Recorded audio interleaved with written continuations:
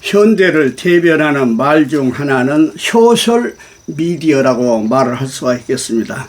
곧 SNS를 통해서 우리는 다른 사람을 엿보기도 하고 평가하기도 한 것이죠.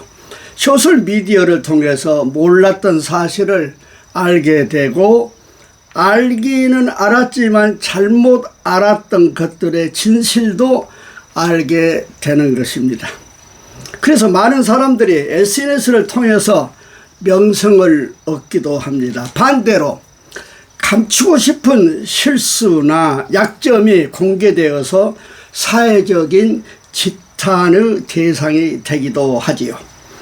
많은 사람들의 공통된 관점이 얼마나 힘이 있고 중요한지를 보여준다고 말을 할 수가 있겠습니다. 오늘 예수님에 대한 평가도 다양했습니다. 바리새인들이나 서기관들은 예수님의 평판을 아주 부정적으로 깎아내렸지 않습니까? 그러나 반대로 대중의 평가는 놀랍게도 모든 것을 다 잘하신 분으로 그렇게 여겼습니다. 모든 것을 잘 하셨다고 한 것은 예수님은 치유와 이적만을 베푸신 것이 아니라 행동으로 모범을 보이셨고, 율법에 대해서도 회당에서, 성전에서, 길에서, 들판에서, 때로는 비유로, 때로는 성경 말씀으로 가르치셨던 것입니다. 오늘 성경 본문에 나오는 잘 하시는 예수님을 확인할 수가 있겠습니다.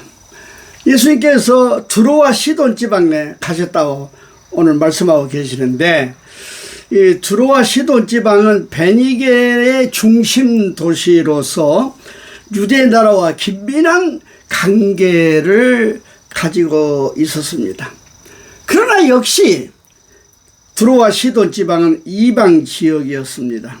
그럼 왜 예수님께서 이렇게 이방 지역을 가셨느냐? 이유는 두 가지죠. 하나는 예수님도 참 인간이시기 때문에 쉼이 필요했어요. 갈릴리나 유대 땅에 계실 때는 가는 곳마다 미리 사람들이 와서 기다리고 인산일의를 이루고, 그러니까 예수님도 굉장히 피곤하셔서 어떤 쉼, 요즘 말하자면 리트릿이라고 해가지고 조금 물러나서 어떤 정비를 할 수 있는 그런 시간이 사실은 필요해서 이방 지역에 가시게. 왜냐?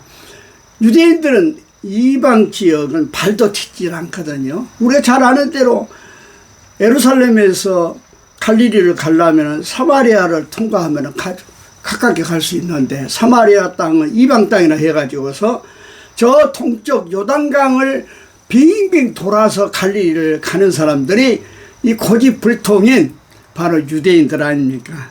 그래서 이방 지역에 가면 예수님이 한가한 지역이기 때문에 제자들과 때때로 가셨고, 두 번째는 이방 지역에도 복음을 전하기를 원하셨기 때문인 것입니다.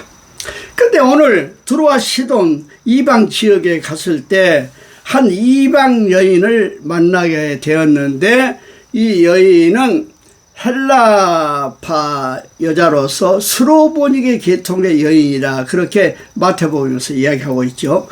그런데 이 여인이 예수님 소문을 이미 들었지요. 그래서 자기 딸의 병을 고쳐달라고 사정을 한 것입니다.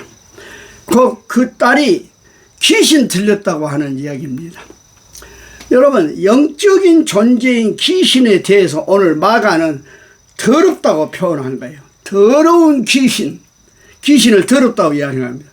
왜 귀신을 더럽다? 여러분, 귀신 들린 사람 보십시오. 예형적으로 머리가 막 산발하고 씻지도 않고 아주 추하지 않습니까? 냄새가 몸에서 풀풀 나고 단정하지 못해요. 예형적으로 하는 일도 깨끗하지를 못합니다. 뭐 아무렇게나 쓰레기통을 지져가지고서 뭐 오물통을 지져서 그래서 먹을 것을 찾고 아주 지저분하게 아주 지내는 사람들이 바로 귀신 들린 사람 아닙니까? 그래서 귀신 들린 사람을 더럽다 그렇게 이야기를 한 거예요. 그런데 오늘 이 이방 여인은 딸을 예수님이 데리고 오지 않고 와서 그냥 내 딸의 병을 고쳐주십시오. 내 딸이 흉악한 귀신 들렸습니다. 그렇게 이야기합니다. 왜 그랬을까요? 이 여인은 예수님을 의사 정도로 여겼다 하면은 의당 딸을 데리고 오는 것이 맞았을 것입니다. 그러나 이 이방 여인은 예수님을 의사 정도로 여긴 거 아니에요. 곧 놀라운 능력을 가지신 하나님의 사람으로 믿었기 때문에 틀림없이 예수님의 능력이라 하면은 딸을 데리고 오지 않아도 고쳐주실 것을 그는 믿었던 것입니다. 예. 게다가 이 여인은 헬라 여인이라겠습니다. 그러므로 유대인의 관점에서 보면 이방인이었고 유대인이 이방인에 대해서 어떻게 생각하는지를 이 여인은 잘 알고 있었습니다. 그럼에도 불구하고 그런 상황에서 예수님 앞에 나왔다는 것은 예수님은 이방인을 함부로 대하거나 차별하지 않으실 것이라는 믿음이 있었기 때문인 것입니다. 예. 이 여인의 믿음이 커요. 그래서 뭐라 했습니까?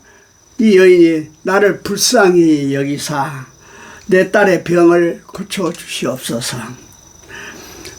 병은, 귀신은 딸이 들렸는데 어머니가 나를 불쌍히 여기라 합니다.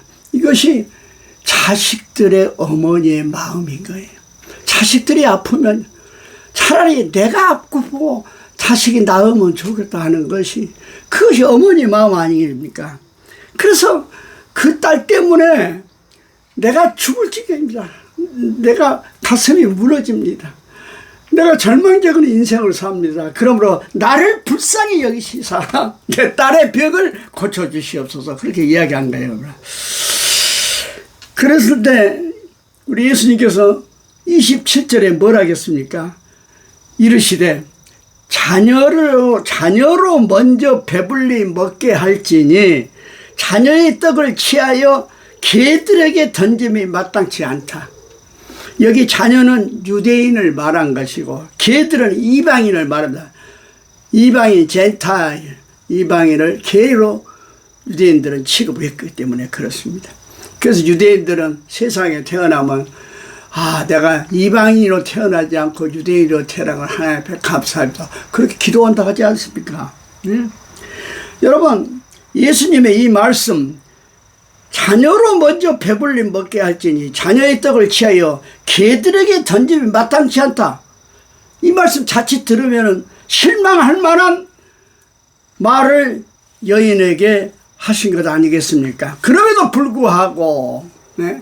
우리의 신앙은 인스파이트 오프 그럼에도 불구하고 환경과 조건이 아주 안 좋고 절망적임에도 불구하고 그 말이에요. 신앙은 그럼에도 불구하고 이 여인은 흔들리지 않는 것입니다. 예.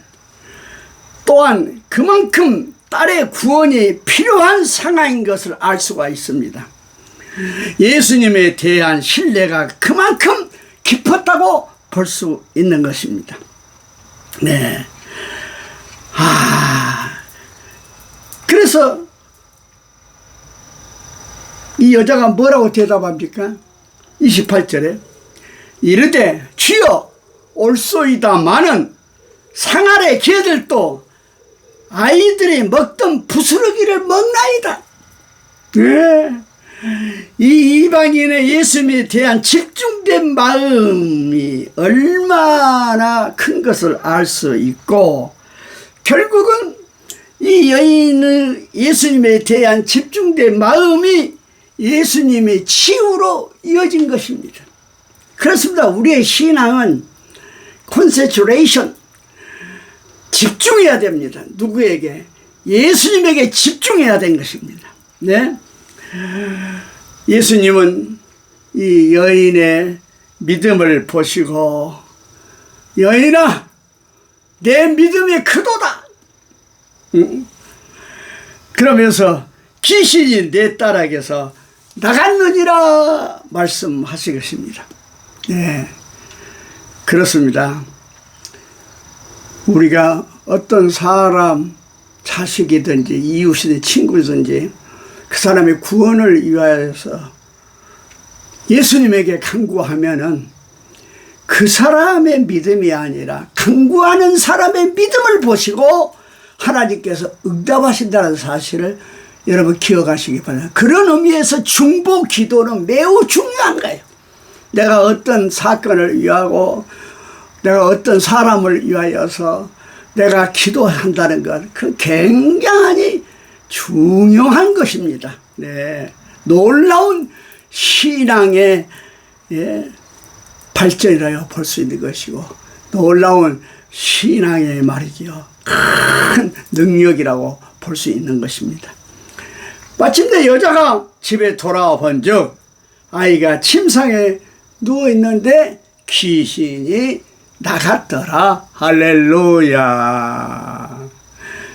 이 여인의 그 예수님에 관한 놀라운 집중과 어머니의 그 간절한 자녀의 사랑이 결국은 기적을 가져오게 한 것입니다.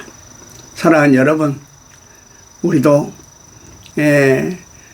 우리의 그 좋고 아름다운 믿음을 가지고 아직 믿지 않는데 가족을 위하고 친구와 이웃을 위하여서 그리고 병든 자들이 주위에 있으니까 저도 주위의 병든 자를 위해서 하루도 빼지 않고 그래서 중보 기도를 하고 있는 것입니다. 기도로 예수님께 집중하십시오. 그때 여러분은 놀라운 치유의 역사, 하나님의 기적을 체험하게 될 줄로 믿습니다. 아멘, 할렐루야. 기도하십시다.